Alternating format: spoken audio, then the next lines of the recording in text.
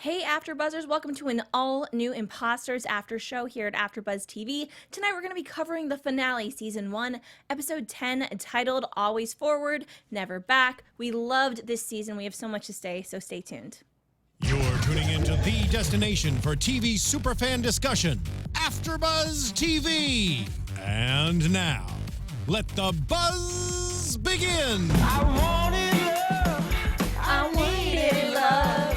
I hope you guys have enjoyed our random karaoke throughout this season. That you've my dance moves from last week. Yes, I looked back on it and I was laughing really hard. Yeah, well, thank you again, guys, for tuning into another Imposters After Show here at AfterBuzz TV. I'm Sam Davidson. You can find me on Twitter and Instagram at SamD43. So sad, but I'm leaving these two beautiful ladies. Please introduce yourselves. Let us know where we can find you on Twitter. My name is Mina Wahab. You can find me on Twitter and Instagram at Mina Makes Magic. Hey guys, it's Ally Nasta. You can find me on Twitter at Ally Nasta and on Instagram at Ally Girl. And of course, don't forget to follow AfterBuzz TV at AfterBuzz TV. We had some wine earlier. I brought it. It's my Yes. own fault. I always bring them for finales, and I think we needed it during this one. I think Oh we did. It my was tense. gosh. I'm so relaxed right now. I feel There were so many times I would just slam my hands on the table like, what is going on? I feel as though, in a way, they kept on switching gears. They would have a few episodes, just in general, that would be okay, that I liked, but then there'd be a few episodes that were blowing my mind that they were so good. Yeah. And this episode was kind of a mixture of all of them, and I was like, whoa, what is happening? I feel like it started off weird. I thought the episode was really good, but it started off so weird. I was just like, what is going on? This flashback is just really uncomfortable. Yeah. What did you guys think about that flashback? It was just very uncomfortable because she was saying that was the moment she realized she wanted to be a con artist. Or wanted to hook up with her Yeah, cousin. I don't know. It just kind of was very, I didn't know how to feel. I just kind of had a stale face because I was thinking, why? I kept on saying they can't really be cousins. Yeah, no. Maybe they're not Sam did say that. actually cousins. This reminds me of Mean Girls. You have your first cousins. Yeah, and what you is have she? your Gretchen? Or second no, cousin? I'm sorry. No, and you She's have your Karen. cousin. Well, no, but my whole thing with the whole flashback was I was thinking the same thing. Maybe there's a secret, and I thought what she was going to do is I thought she was going to tease her cousin like she does these guys, where she marries them, and then it's like, bye, because you screwed the doctor over somehow, that's why we're taking your money. I thought for the cousin, she wasn't going to actually kiss him. I thought she was actually going to be like, you shoved me in a closet, this is your comeuppance. Okay, and by the way, Ally was so right. It's a Many word. people have commented, They tweeted. confirmed. Me and Mina are just, I guess we didn't do very well in the We're not vocabulary with the part of the times. SATs. No, I will say, I was saying comeuppance, which that's really hard because it's comeuppance, but it's because I saw it from I've heard it before, and so I misinterpreted it.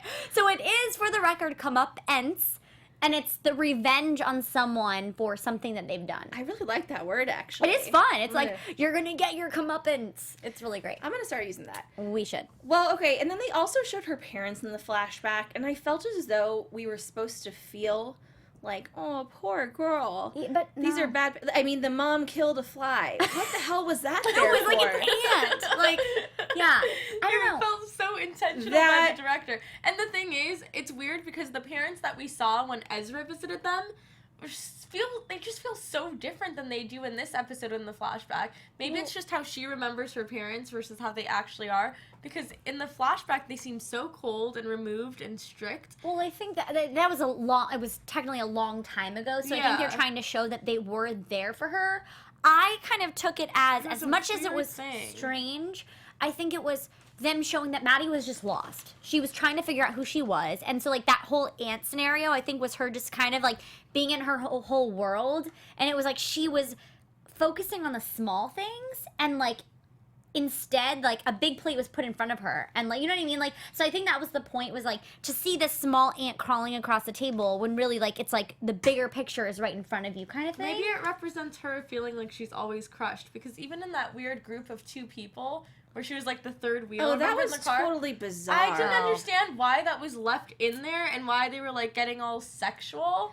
and why she was even tagging along with them on, like, as a third wheel. It was so weird. So I was hoping we would get some kind of closure with that because the guy who was, I guess, the girl's boyfriend, this jock, really sexy, really creepy, and he was making that eye contact with her in the rearview mirror. Yeah. I was hoping that they would tell us more about that and that something bad happened and, like, this is why she is the way she is. Yeah. And explained it because what they showed us did not make me have any sympathy for her at all. And I think that was my biggest problem with the episode, and maybe that's what they wanted us to feel, that we don't have sympathy for her. Right. I don't know, but it didn't really give me much. And also, I was staring at it, trying to figure out who the girl was that was playing her, and I put it together. It's another show that I've done at AfterBuzz called Better Things, and she is one of the daughters. If you guys watch that, it's on FX, and I literally just put it together as we were talking now. Yeah.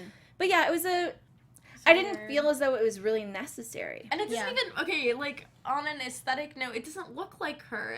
She looks totally different from how Maddie looks like now. Yeah. It wasn't a good, like, matching up of characters. And also the personality seemed way off from how Maddie is now. It seemed like too much of a stretch to be believable. But maybe that is reflective of how Maddie saw herself versus what reality was. I heard you guys saying that, but I actually I have to differ from you guys on that one. I thought that she, in the beginning, when she had her hair up, I didn't see it, but then, you know, when they were saying, like, kind of how she had found herself, I thought it did kind of look like her, and I thought it wasn't as, you know, I don't know, I didn't bother me as much as, like, I thought it kind of looked like what she might have looked like when she was younger, so that part didn't bother me as much. People in the chat, Ivan Soto, of course, who was always very strong opinions. We love you, Ivan. But he says, I've always hated Maddie. This episode made me hate her more.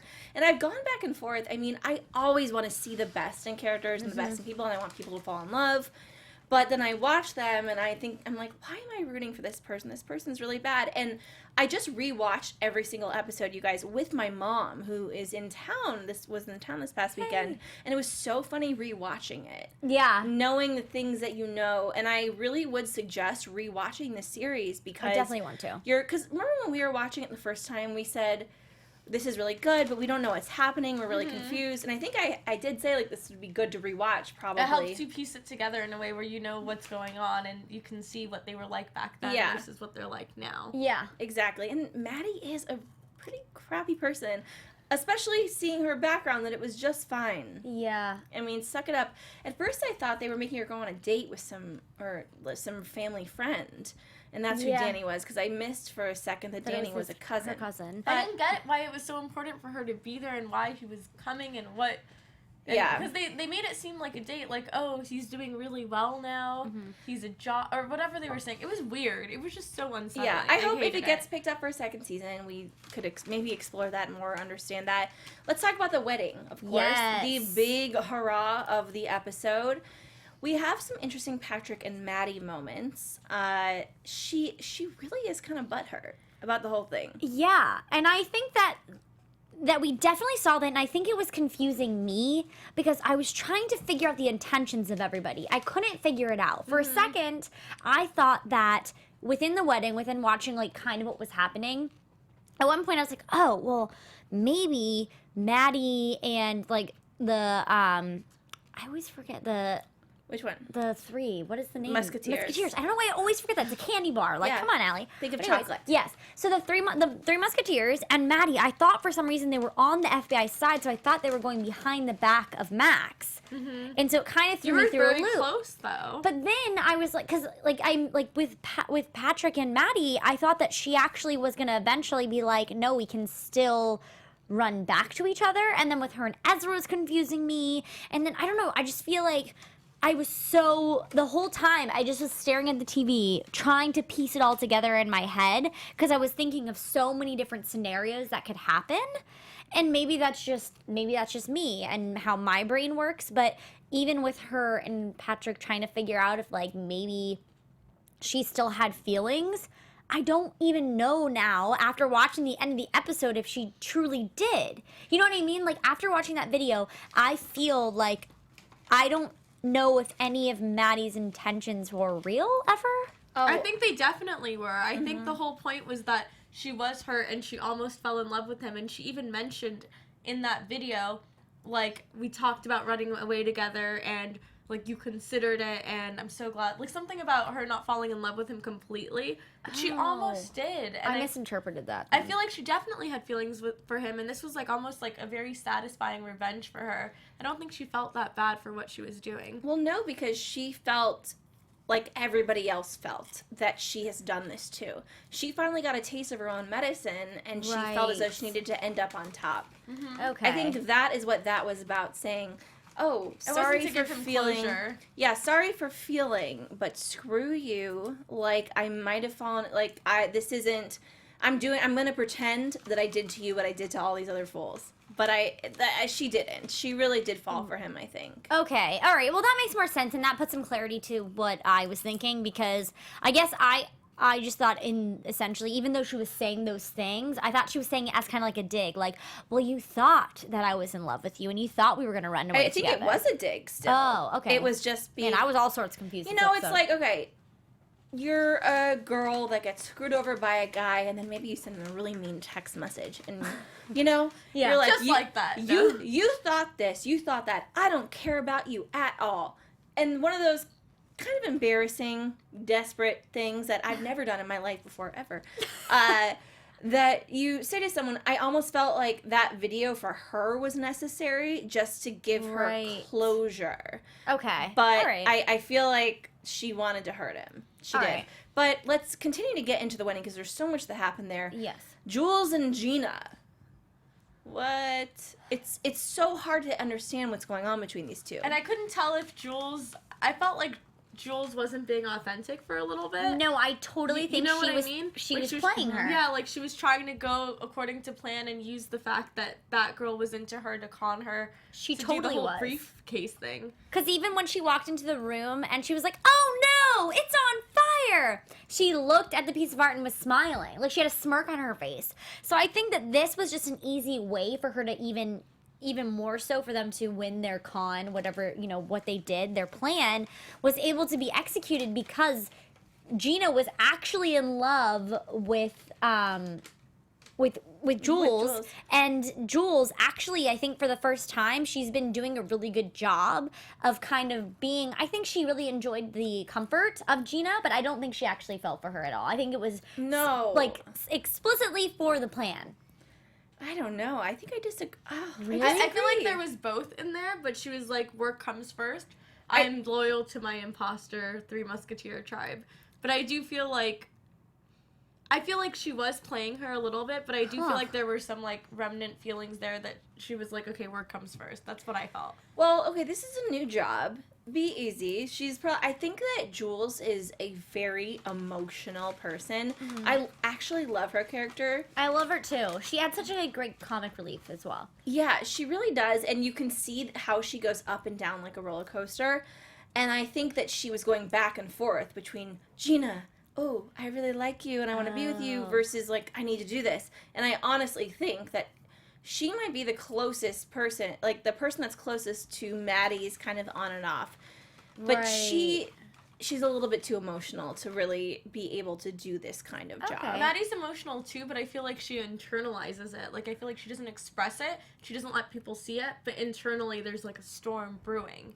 I just want to say, it's not like I wanted to see Maddie get abused as a child or something, but I kind of needed something to explain the reason she is the way that she is.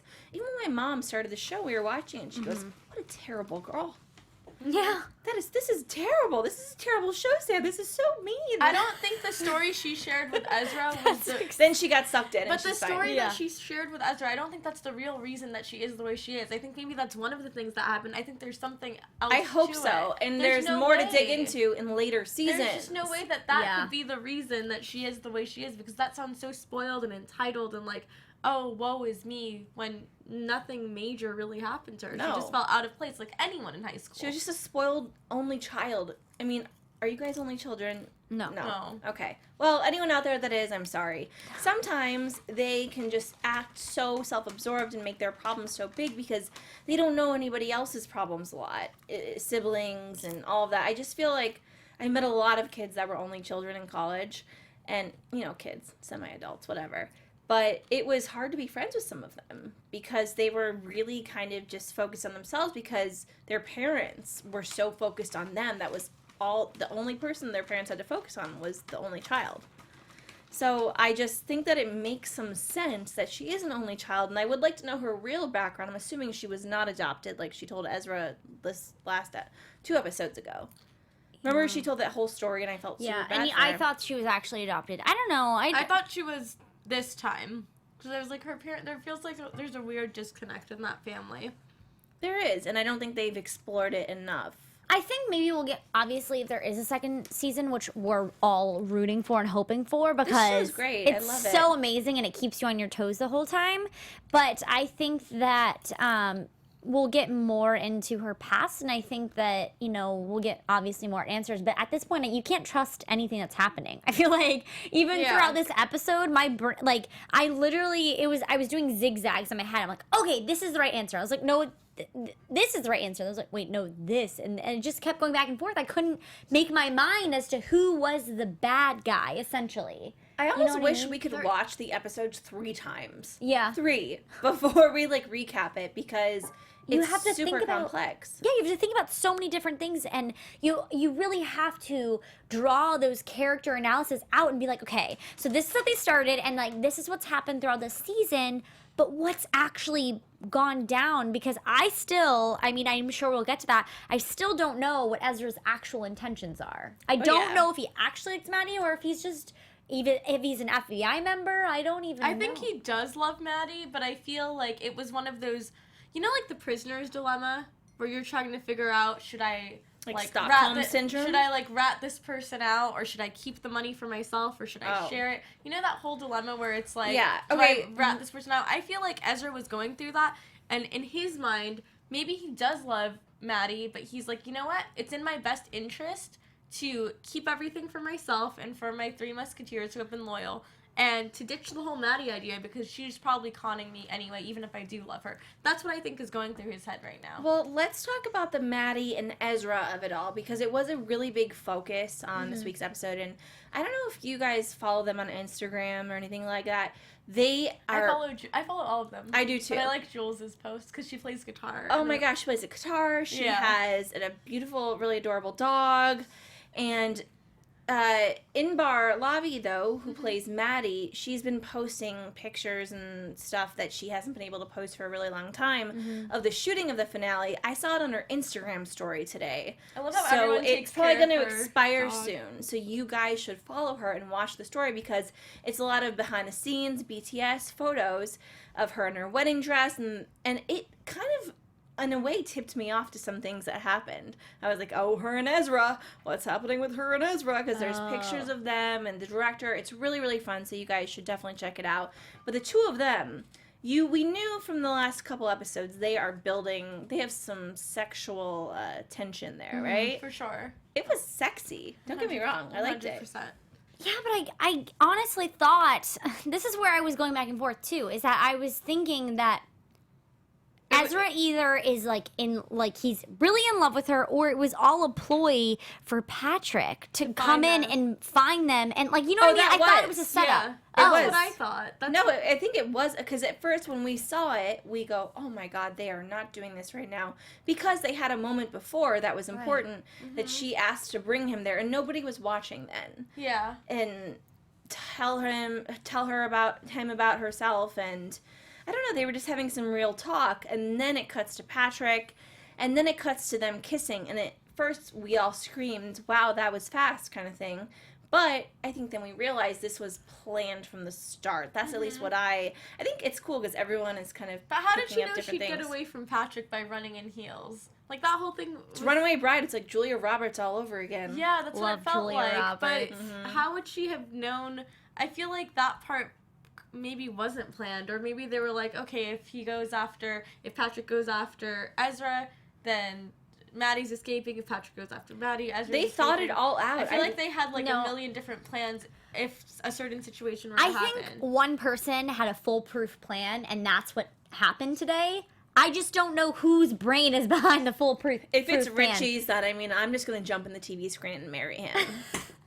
Yes, Sam. But Yes. she's kind of a ditz in a certain way, though. Like, the But- fact that he made the alarm go off and it No, was... that's not a ditz. I mean, But he cut the an engine to accident. every. At first, He you think did. he's a ditz, and then you realize he cut the engine to every single car, and Yeah. that's what he was doing all along. I wrote in my notes in capital letters, "I am so proud of Richie." I saw that, but I I knew he was cutting the cords because we saw that, but I didn't know why. I thought he was just breaking into cars. I didn't know why. At first Yeah, I thought that, but then you see him Well, cutting the cords. I know that was what Max was training him on. Like, Max was training him on to break in, and like, but yeah, So that I was thought. the plan from day one, then. I think so, because now I remember he was grabbing something, and I didn't remember what that it long was. rod that looked like a knife, but you just stick it through the window, and that's how No. people break into cars. well, yeah, No, it's no, like no. those old There was something commercials. else when like he would come in, he would grab something. I think when he was getting trained, and so I think that was definitely the plan. So I kind of saw that coming, but I didn't realize I didn't know the action of what he does when he breaks into cars. I didn't know what he was doing. Yeah. honestly. Well, it all seemed to work perfectly well. Before we get, we're gonna Yeah, get yeah. into Three Musketeers at the end after the wedding. Before we get there, let's talk about Max a little bit. So I think it's kind of maybe it's not very clear if Sally. I think Sally's dead, right? But they could definitely, if there's a second season, they could for sure bring her back. I think Yeah. they left enough wiggle room there to bring her back. But And you saw in the very beginning that Max was looking at a picture of Sally. yeah. like, Remember what was that? he thinking, though? He was like, oh, good time, she's dead. Or was he like, I'm going to find her? I think maybe find her because he doesn't know that. The only reason we saw a picture which alluded to possibly being Sally was Patrick. So he has no idea where she is or what could possibly be happening with her right now. But, I mean, I think he could assume if he was Yeah. giving her over to the doctor or That's whatever. true. I mean, I'm glad that we found, because at first I thought Maddie figured Max out and that Sally is possibly dead, probably dead, and that she's angry with Max. And then at the end of the last episode, we see them all come together. And, oh, we're going to do this big con. Yeah. I need to As just, one. we need to call up Catherine Nasta and be like, what's going on? Are you I acting know, in and season 2? If Catherine there's a would just season be 2? like, I have no idea. She's so good at, like, putting on She's that. hilarious. She was Yeah. so much fun. She I was. wish she could be my friend. But no, it was a weird thing, and then Max doesn't seem to know, and we see him become the doctor, this and that, and it kind of ends up working out. But then we find out that it comes full circle because the writers did not forget about us. They did not forget that we saw that potential picture Yeah. of Sally, Yeah. and that Maddie noticed it, and she screwed him. Yeah. And there was not money in that bag Yeah. like he thought. Mhm. What about the bags? That was the biggest plot twist, I feel like. This. Well, because I was annoyed. I thought, okay, so you're telling us everyone knows he's bad, but then you're expecting us to welcome him into this group of new imposters. Yeah, I will say I was kind of confused. I was like watching I was trying to figure out who said bye bye Maxie. Like I was trying to play back who says that in the show. So you have like amazing memory that I feel like you overthink it to the point I where think we each remember different weird things. Yeah. Yeah. Because I remember like a quote of someone saying bye bye Maxie, but I don't know how or Yeah, where. or but I what. think you're right. You said it was Lenny Cohen, and I'm pretty sure I she thought said so. something So I thought like it was that. like maybe Lenny Cohen was infiltrated into this plot in some way, but she clearly And you wasn't were until right. the end. No, not But until in the that, end. yeah. But still, I mean, that's why, like, that whole, like, briefcase thing, you guys clearly knew more before me, but I'm, like, watching, like, what? What's happening? I know, it's very confusing. And again, we all need to watch this over again. Yeah, I think. really do. It's think it'll help. it's very fun to rewatch. And there's the FBI with Patrick and his coworkers and this entire situation. Yeah. I felt bad for Patrick. He honestly was just doing his job. I was thinking to myself, he's not doing anything really illegal. He's doing what he was hired by the government Right. to do. I love that she asked him her his real name in the beginning. Patrick yeah. Campbell. Oh, So you used she your could- real name because you mentioned that. It's for her revenge website. I mean, that's what it's turned into. That's funny that she literally asked that, and that means that she must have made the website after, right? Yeah. Yeah. Or had the video prepared. I know, I was thinking to and then myself, too, came what is she URL. doing hiding in trees, like making this video for you, Patrick Right? Campbell?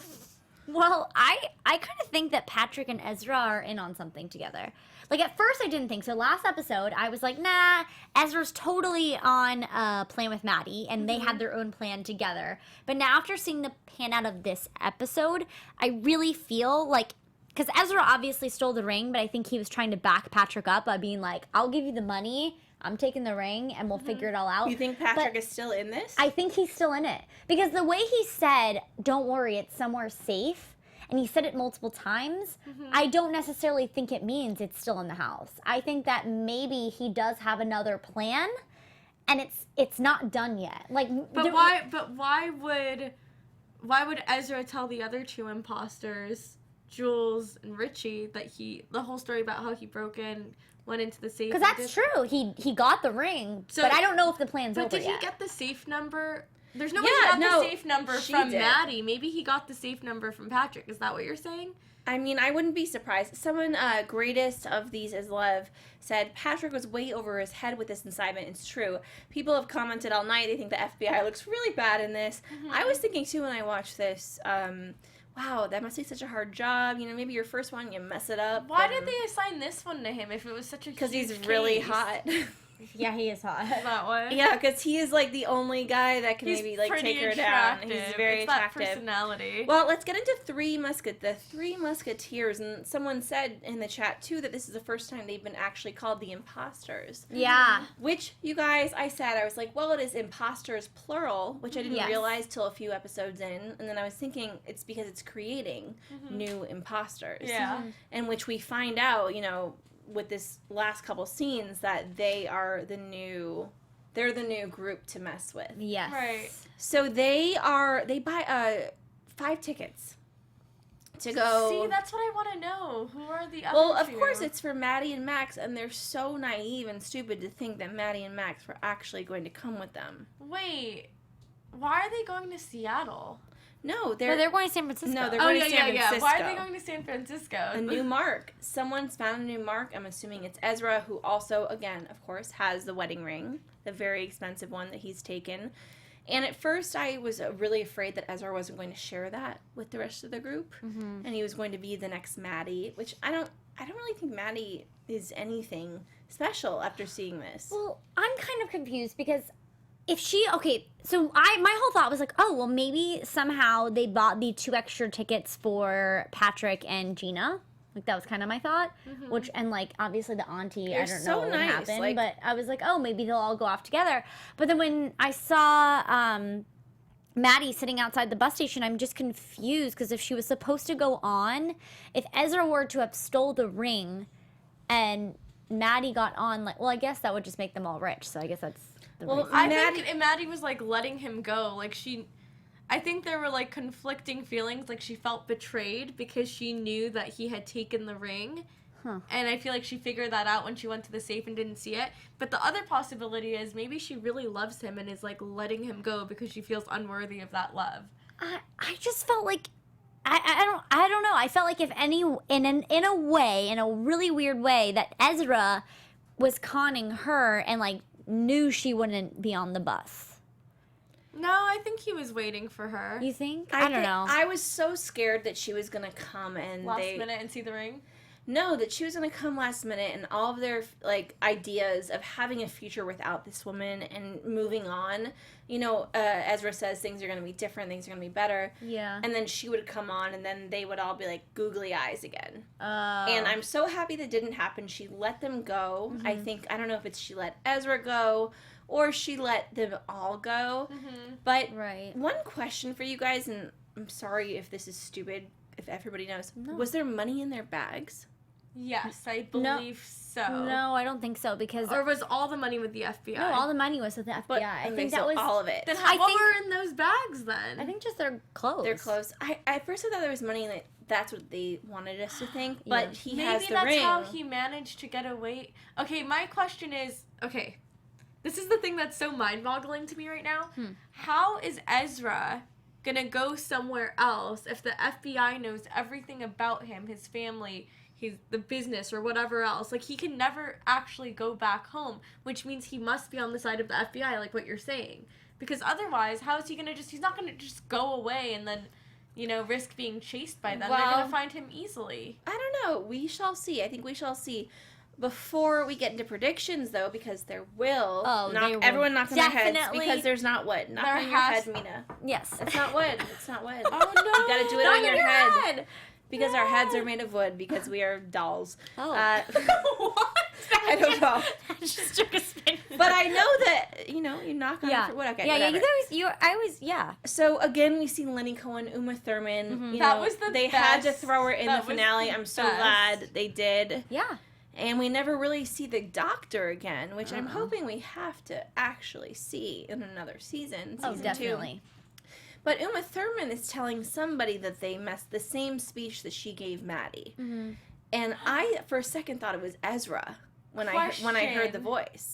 Question. Mm-hmm. Do you think that guy that she was talking to is going to be Ezra's new Mark when they go to Seattle? Do you think she was in Seattle? What do you San mean? I mean, sorry. San Francisco. What, you I think keep Ezra messing is up. going to be like a gay guy? And No. Like he's going to go for, like, the new Mark, as in... Oh, I see what you're saying. Yeah. No, I'm saying Mark doesn't necessarily mean they have to make them fall in love with them. I Mark think that's the whole I think business, that's- Yeah, but you can con someone without making them fall in love with you. I don't know what that guy was, but it was an interesting choice that it was a man, I will say. And that it was a cameo. I think it was just Like a supposed to be like random person. like I think it was supposed to be just what it was. I'm just like, oh, it was, I because feel it like- was supposed to make you think something you weren't thinking before to twist you, but really you realize, oh, okay, all right. It's just a side story It's just a that's si- not involved. It's in not involved, and I Imposters. think it was just a way for them to bring Uma Thurman back into the story. Okay, that makes sense actually. Yeah, Ivan Soto in the chat also says, I seriously thought that was Ezra's voice too. Thank goodness it wasn't. I am agreeing with you on that for sure. Yeah. And then the doctor calls and, says we have an issue. You need to go find Maddie, Max. The imposters. Yes, and the imposters, which are now a thing, Like guys. Baby It's a Whisperer. thing, like the title of the show.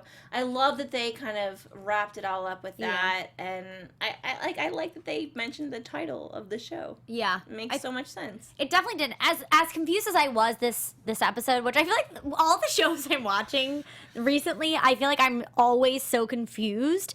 It's because there's so many twists and turns and so many different avenues where it can go. Like it's not a straight path. There literally are endless opportunities of where the story could go, which is what makes it so exciting. You know what I mean? Like I'm so excited to see hopefully like where this storyline goes. And I think that's exactly how I felt at the end of this episode, because as soon as the car ran over, I was like, it's over.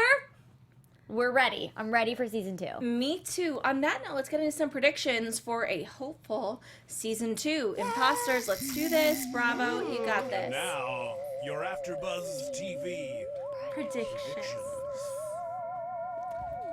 You. Me? All right. So I'm just going to go off and say it. I think that Ezra is actually in on the FBI secrets and plan with Patrick. And I think that he knows where the ring is, and that's why he secretly was like, I know it's safe, because I don't think he actually thought it was in the safe anymore. I think he did that on purpose. So that's my big prediction. I'm not exactly... very deep. Yeah.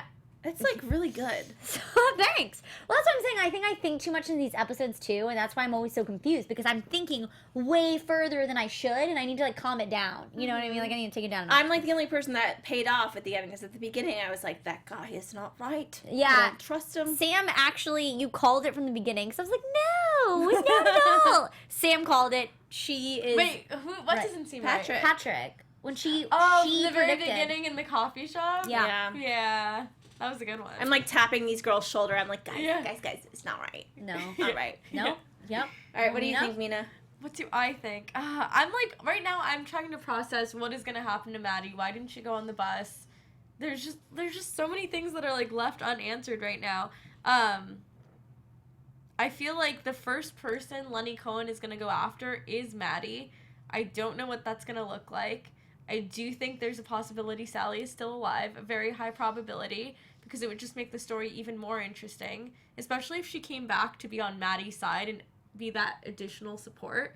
Other than that, I don't know. There's something about Ezra that's making me feel unsettled, Me too. but I still feel like he's loyal to the two other musketeers regardless. But I just want to know, why are they going to San Francisco? I want to know why. Like, what's in San Francisco that A they whole have to... new world. story. I don't think that they're gonna be imposters anymore, though. I don't think that they're gonna con. I don't think they're gonna con new people. I think they're still gonna be dealing with the aftermath of this whole thing, especially when Lenny Cohen finds them. Well, okay, so I think they'll be dealing with both, but I do think that they have been so hurt and messed up, and we saw that in this episode with, at least Ezra and Richie's flashbacks of being married to Maddie.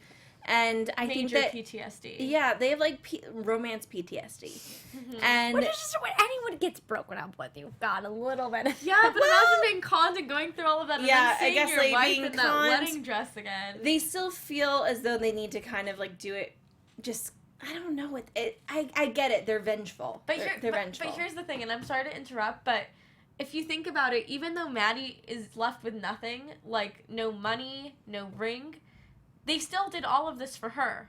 All Right. of them did, except for Richie, who claims that he did it for the other two. But we know that the three musketeers did this all for Maddie, so in a way, they just bought her freedom by going along with her plan, which I think is nice enough as is. Maddie doesn't deserve anything else. That was already a very nice gesture on their end. I agree. That's very true. And on that note, I feel that Maddie and Ezra are the ones that obviously have the most chemistry moving forward. And I think that hopefully if there is a season 2, Uma Thurman will be like a bigger part of it.